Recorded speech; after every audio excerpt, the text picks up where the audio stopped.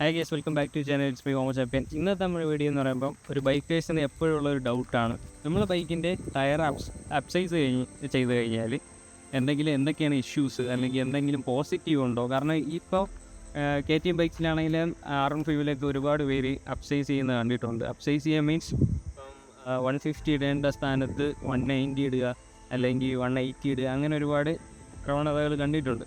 അപ്പോൾ എന്തുകൊണ്ടാണ് ആൾക്കാർ ഇങ്ങനെ ഇടുന്നത്, അല്ലെങ്കിൽ അത് ഇടുന്നത് കൊണ്ടുള്ള പ്രശ്നങ്ങൾ എന്തൊക്കെയാണെന്നൊക്കെയാണ് ഇന്നത്തെ വീഡിയോ.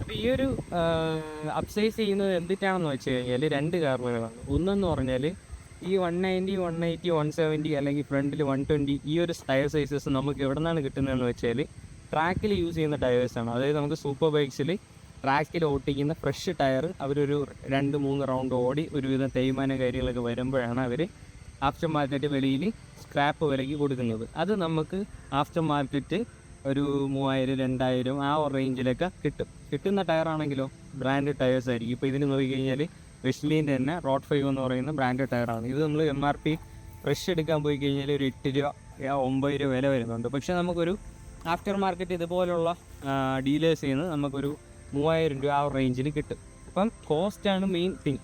ആൾക്കാർ ഈ KTMs അല്ലെങ്കിൽ R15 അതേപോലെയുള്ള ബൈക്സ് ഉള്ള ഒരു കോസ്റ്റ് നോക്കുമ്പോൾ നമ്മൾ പുതിയൊരു ടയർ ഇപ്പോൾ ഒരു മെഷ്ലീൻ്റെ അല്ലെങ്കിൽ ഒരു ആൽഫ H1 ഒക്കെ എടുക്കുന്ന ആ റേറ്റിൽ അതിൻ്റെ പകുതി റേറ്റിൽ നമുക്ക് കുറച്ചുകൂടി ബ്രാൻഡഡ് ആയിട്ടുള്ള റോഡ് 5 അല്ലെങ്കിൽ അതുപോലുള്ള പിറലി അല്ലെങ്കിൽ മെറ്റ്സ്ലർ അതേപോലുള്ള ടയേഴ്സ് ബ്രാൻഡഡ് ടയേഴ്സ് നമുക്ക് റേറ്റ് കുറഞ്ഞ് കിട്ടും. ഈ ടയേഴ്സിൻ്റെയൊക്കെ പ്രത്യേകത എന്താണെന്നുള്ളത് നിങ്ങൾക്ക് എല്ലാവർക്കും അറിയാമെന്നുള്ള പോലെ ഗ്രിപ്പ് കൂടുതലാണ്, ഫ്രിക്ഷൻ കൂടുതലായിരിക്കും. പക്ഷേ ഒരു നെഗറ്റീവ് സൈഡ് എന്താണെന്ന് പറഞ്ഞാൽ തേയ്മാനം കൂടുതലായിരിക്കും. നമുക്കൊരു 5000, 6000 അത്രയൊക്കെ ലൈഫ് കിട്ടുള്ളൂ ടയർ. അപ്പോൾ അതാണ് ഒരു റീസൺ ആൾക്കാർ കൂടുതലും ഈ അപ്സൈസ് ടയർ എടുക്കുന്നതിൻ്റെ കാരണം. രണ്ടാമത്തെ റീസൺ എന്ന് പറയുമ്പോൾ നമ്മൾ സ്റ്റോക്ക് ടയറിൽ നിന്നും വലിയ ടയർ ഇടുമ്പോൾ വണ്ടിക്ക് ഒരു ബൾക്കിനെസ് തോന്നിക്കും. വണ്ടിക്കൊരു എന്താ പറയുക, നമ്മളിപ്പോൾ ഒരു ഓഫ് റോഡ് ഒരു ജീപ്പിൽ തന്നെ നമ്മൾ നോർമൽ ടയറിൽ കാണുമ്പോഴും അപ്സൈസ് ചെയ്ത ടയറിൽ കാണുമ്പോഴും രണ്ട് ഡിഫറൻസ് ഉണ്ട്.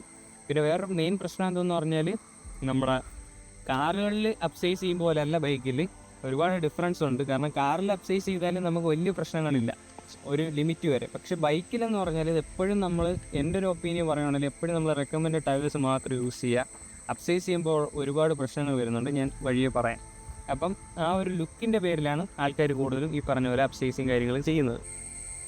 അപ്പോൾ ഇപ്പോൾ നിങ്ങൾക്ക് മനസ്സിലാക്കുകയാണ് എന്തുകൊണ്ടാണ് ആൾക്കാർ കൂടുതൽ ഈ ടയർ അപ്സൈസ് ചെയ്യുന്നതെന്ന്. ഒന്ന്, കോസ്റ്റ് കുറവായിരിക്കും. 2, ലുക്കായിരിക്കും വണ്ടി കാണാൻ. പിന്നെ 3 എന്ന് പറഞ്ഞാൽ നമുക്ക് ഈ ബ്രാൻഡ് ടയേഴ്സ് കിട്ടുമ്പോൾ അത്രയും നമുക്ക് റൈഡിങ് കംഫേർട്ടും കോർണറിങ് സ്റ്റെബിലിറ്റിയും കാര്യങ്ങളൊക്കെ കിട്ടും. ഒരു നെഗറ്റീവ് വിഷയം എന്താണെന്ന് പറഞ്ഞാൽ നമുക്ക് ലൈഫ് കുറവായിരിക്കും, അത് മാത്രമേ ഉള്ളൂ പ്രശ്നം. അതായത് നമ്മളിപ്പോൾ ഒരു ആൽഫ H1 ടയർ 6500 രൂപയാണെങ്കിൽ നമ്മൾ ഒരു ടയർ വാങ്ങേണ്ട സ്ഥാനത്ത് ഇത് 2 വാങ്ങിച്ചിടേണ്ടി വരും. പക്ഷേ നമുക്ക് ഈ പറഞ്ഞ കൂടിയ ടയറിൻ്റെ ഫീൽ കിട്ടും, അതല്ലെങ്കിൽ എക്സ്പീരിയൻസ് കിട്ടും. അതാണ് ഒരു അഡ്വാൻറ്റേജ് എന്ന് പറഞ്ഞത്. പക്ഷേ അപ്സൈസ് ചെയ്യുമ്പോൾ വണ്ടി ഏതൊക്കെ രീതിക്ക് ബാധിക്കുമെന്ന് ചോദിച്ചു കഴിഞ്ഞാൽ, ബാക്ക് ടയറിൻ്റെ കേസ് എടുക്കുവാണെങ്കിൽ 150 ആണ് KTM റെക്കമെൻഡ് ചെയ്യുന്ന ടയർ സൈസ് എന്ന് പറയുന്നത്. നമുക്കൊരു 160 വരെ ഇടാം, കുഴപ്പമില്ല. ഒരു 180, 190 പോകുമ്പോഴുള്ള പ്രശ്നം എന്തെന്ന് പറയുമ്പോൾ വെയിറ്റ് കണ്ടമാനം കൂടും. അതായത് നമ്മളെ കയ്യിൽ 5 കിലോ താങ്ങേണ്ടടുത്ത് നമുക്ക് 10 കിലോ താങ്ങണേത് തുല്യമായിരിക്കും. എന്ന് പറഞ്ഞാൽ അത് നമുക്ക് എങ്ങനെയൊക്കെ ബാധിക്കുമെന്ന് ചോദിച്ചാൽ, ചെയിൻ സ്പ്രോക്കറ്റ് പെട്ടെന്ന് തേയ്മാനം വരാം, നമുക്കൊരു മൈലേജിൽ നല്ല രീതിയിലുള്ള ഡിഫറൻസ് വരും, പവറിൽ നല്ല രീതിയിലുള്ള ഡിഫറൻസ് വരും, വണ്ടി വലിക്കാത്ത പോലെ തോന്നും. അതൊക്കെ മൈന്യൂട്ടായിട്ടേ നമുക്ക് തോന്നുള്ളൂ. പക്ഷേ ലോങ് റണ്ണിൽ അതെല്ലാം നമുക്ക് വണ്ടിയെ ബാധിക്കുന്ന ഓരോ ഫാക്ടേഴ്സാണ്. പിന്നെ ഈ പറഞ്ഞ പോലെ കോർണറിങ് കാര്യങ്ങളൊക്കെ ചെയ്യുമ്പോൾ വലിയ ടയറാകുമ്പോൾ നമുക്ക് കുറച്ചുകൂടി വണ്ടി കിടത്തിയിട്ട് നോക്കാൻ കുറച്ച് ബുദ്ധിമുട്ട് കാര്യങ്ങളൊക്കെ ആയിട്ട് തോന്നും. അതൊക്കെയാണ് ബാക്ക് ടയറിൽ വലിയ ടയർ വരുമ്പോൾ ഉള്ള പ്രശ്നങ്ങൾ. പിന്നെ ഫ്രണ്ട് ടയറിൻ്റെ കേസിൽ വരുമ്പോൾ മൊത്തത്തിൽ നമ്മളെ റൈഡ് ക്വാളിറ്റിയെ ബാധിക്കും. അതായത് ഇനിയിപ്പോൾ എത്ര കിടിലം വണ്ടി എന്ന് പറഞ്ഞാൽ നമ്മൾ റെക്കമെൻഡഡ് അല്ലാത്ത ടയർ ഫ്രണ്ടിൽ ഇടുമ്പോൾ, ഇപ്പോൾ നിങ്ങൾ നോക്കിക്കഴിഞ്ഞാൽ ഇതിൽ 120 ആണ് കിടക്കുന്നത്, റെക്കമെൻഡഡ് എന്ന് പറയുമ്പോൾ 110 ആണ്. അപ്പോൾ നമുക്ക് വണ്ടി ഓട്ടിക്കുമ്പോൾ കുറച്ച് ഒരു ഒഴിച്ചിൽ അല്ലെങ്കിൽ നമുക്കൊരു കോർണറിങ് ഒക്കെ ചെയ്തിട്ട് വണ്ടി വരാൻ അല്ലെങ്കിൽ തിരിക്കാനൊക്കെ കുറച്ച് എന്തോ ഫ്രണ്ടിലൊരു വെയിറ്റ് ഫീൽ ചെയ്യും. നമുക്കൊന്ന് ഫ്രീ ആയിട്ട് നമുക്ക് യൂസ് ചെയ്യാൻ പറ്റില്ല. പിന്നെ ചെറിയ രീതിയിലൊരു തെറുപ്പും കുതിപ്പൊക്കെ ഉണ്ടാവും. അത് നമുക്ക് സാരമായിട്ട് ഫോർക്ക് സീലിനെയും കാര്യങ്ങളെല്ലാം ബാധിക്കും.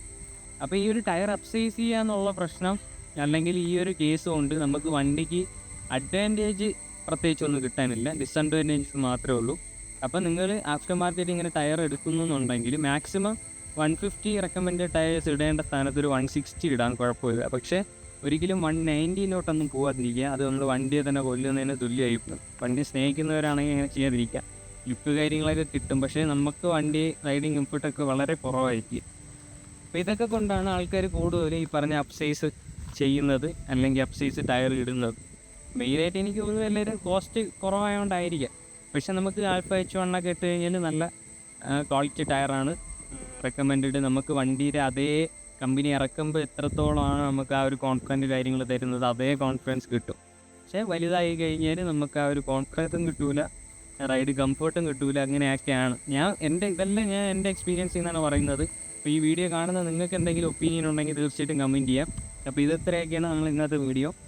അപ്പോൾ നിങ്ങൾക്ക് ചെറിയൊരു ഐഡിയ കിട്ടിയെന്ന് വിചാരിക്കുന്നു. ഒരുപാട് ഇപ്പം തേർഡ് പാർട്ടി ഇതേപോലുള്ള ടയേഴ്സ് കിട്ടുന്ന ഷോപ്പുകളുണ്ട് ആഫ്റ്റർ മാർക്കറ്റ്. അവിടെയൊക്കെ 2000-3000 രൂപയ്ക്കെല്ലാം നമുക്ക് ഈ പറഞ്ഞ പോലെ ആഫ്റ്റർ മാർക്കറ്റ് ടയർ കിട്ടും. ഈ ടയർ എടുക്കുന്നതിൽ തന്നെ പിന്നെ ശ്രദ്ധിക്കേണ്ടത് ഇതേപോലെയുള്ള ടയേഴ്സ് എടുക്കുമ്പോൾ അതിൻ്റെ അലൈൻമെൻറ്റ് കാര്യങ്ങൾ എവിടെയെങ്കിലും പൊസ്റ്റല് കാര്യങ്ങളൊക്കെ ഉണ്ടോ, ഈ ബ്ലീഡിങ് എല്ലാം കറക്റ്റ് ഇതാണോ എന്നൊക്കെ നോക്കുക. ഇടയ്ക്കൊക്കെ മടക്കൊക്കെ ഉണ്ടെങ്കിൽ എയർ ലീക്കേജ് വരാനുള്ള ചാൻസസ് ഉണ്ട്. പിന്നെ നമുക്ക് ടയറിൽ ശ്രദ്ധിക്കേണ്ട കാര്യങ്ങൾ എന്തൊക്കെയെന്ന് പറഞ്ഞാൽ നമ്മളിവിടെ കുറച്ച് മാർക്കിങ്സ് കൊടുക്കും. ഇവിടെ നമ്മളിപ്പോൾ ഫോർ എക്സാമ്പിൾ ഈ ഒരു ടയറിനെ പറ്റി പറയുകയാണെങ്കിൽ ഇതിപ്പം മെഷ്ലിൻ്റെ റോഡ് 5 എന്ന് പറയുന്ന ടയറിനാണ്. അപ്പം ഈ ടയർ സൈസ് എങ്ങനെ അറിയാമെന്ന് വെച്ചാൽ നമ്മൾ ഫസ്റ്റ് നോക്കേണ്ടത് ഇവിടെ ഒരു 3-4 ഡിജിറ്റ് എഴുതിയിട്ടുണ്ട്. അത് 150, 70, ZR 70 എന്ന് എഴുതിയിട്ടുണ്ട്. ഇതിൽ 150 എന്ന് പറയുന്നത് വേണം നമ്മൾ മെയിനായിട്ട് നോക്കാൻ. ഇപ്പം KTMലെ എല്ലാ ബൈക്സിനും 150 ആണ് റെക്കമെൻഡ്. അപ്പം 150 തന്നെ യൂസ് ചെയ്യുക. പിന്നെ ZR റേഡിയൽ ടയറാണ്. 17 എന്ന് പറയുമ്പോൾ 17 ഇഞ്ച് അലോയിയാണ്. അപ്പോൾ ഇത് മെഷ്ലിൻ്റെ റോഡ് 5 എന്ന് പറയുന്ന മോഡലാണ്. പിന്നെ നിങ്ങൾ ശ്രദ്ധിക്കേണ്ടതെന്ന് പറഞ്ഞാൽ ഇവിടെ നോക്കിക്കഴിഞ്ഞാൽ 0522 എന്ന് കൊടുത്തിട്ടുണ്ട്. അതായത് number of week and year ആണ് കൊടുത്തിരിക്കുന്നത്. അതായത് ആദ്യത്തെ 2 ഡിജിറ്റ് എന്ന് പറയുമ്പോൾ എത്രാമത്തെ ആഴ്ച, രണ്ടാമത്തെ 2 ഇയർ എന്ന് പറയുമ്പോൾ ഏത് വർഷം എന്നുള്ളതാണ്. അപ്പോൾ ആ ഒരു മാനുഫാക്ചറിങ് ഡേറ്റും കൂടെ നോക്കാം. മാക്സിമം 1 വർഷം പഴക്കം, അതായത് 1 വർഷത്തിൽ കൂടുതൽ പഴക്കം വരുന്ന ടയർ എടുക്കാതിരിക്കുക. എടുത്തുള്ള പ്രശ്നം എന്താണെന്ന് പറഞ്ഞാൽ അതിൻ്റെ മൊത്തം ക്യാരക്ടറിസ്റ്റിക്സ്, അതായത് ഒരു ടയർ ഇറക്കുമ്പോൾ ഒരുപാട് ക്യാരക്ടറിസ്റ്റിക്സ് ഉണ്ട്. അപ്പോൾ അതെല്ലാം മിസ്മാച്ച് ആയി പോവും. ഒരു ഡേറ്റ് കഴിഞ്ഞ് കഴിഞ്ഞാൽ അതിൻ്റെ ഇലാക്സിസിറ്റി അല്ലെങ്കിൽ അതിൻ്റെ ഫ്രിക്ഷൻ കാര്യങ്ങളെല്ലാം വ്യത്യാസം വരും. അതുകൊണ്ട് നിങ്ങൾക്കിപ്പോൾ ചിലപ്പം 7500 രൂപ മെഷീൻ ടയർ ചിലപ്പോൾ 5000 രൂപയ്ക്കൊക്കെ ചില കടകളിൽ നിന്ന് കിട്ടും. അപ്പോൾ നിങ്ങൾ ശ്രദ്ധിക്കേണ്ട ഇതാണ്, മാനുഫാക്ചറിങ് ഡേറ്റ് മെയിനായിട്ട് ഇമ്പോർട്ടൻ്റ് ആയിട്ട് നോക്കുക. 1 വർഷത്തിന് താഴെ പഴക്കമാണെങ്കിൽ നോ പ്രോബ്ലം എടുക്കുക. അപ്പോൾ അതൊക്കെയാണ്, ഇത്രയും ഇൻഫർമേഷനാണ് നമ്മൾ മെയിനായിട്ട് നോക്കേണ്ടത്. പിന്നെ അതിൽ തന്നെ നമുക്ക് ടോപ്പ് സ്പീഡ് ലിമിറ്റൊക്കെ അറിയാൻ പറ്റും. അതൊക്കെ നമുക്ക് വേണമെങ്കിൽ ഡെഡിക്കേറ്റഡ് ആയിട്ട് വേറൊരു വീഡിയോ ചെയ്യാം. അപ്പം എന്തെങ്കിലും ഡൗട്ട് ഉണ്ടെങ്കിൽ തീർച്ചയായിട്ടും കമൻറ്റ് ചെയ്യാം. അപ്പം ഈ വീഡിയോ ഇഷ്ടപ്പെട്ടെന്ന് വിശ്വസിക്കുന്നു, യൂസ്ഫുൾ ആയെന്ന് വിശ്വസിക്കുന്നു. അപ്പം stay tuned by Subeer Muhammad Shafeeq.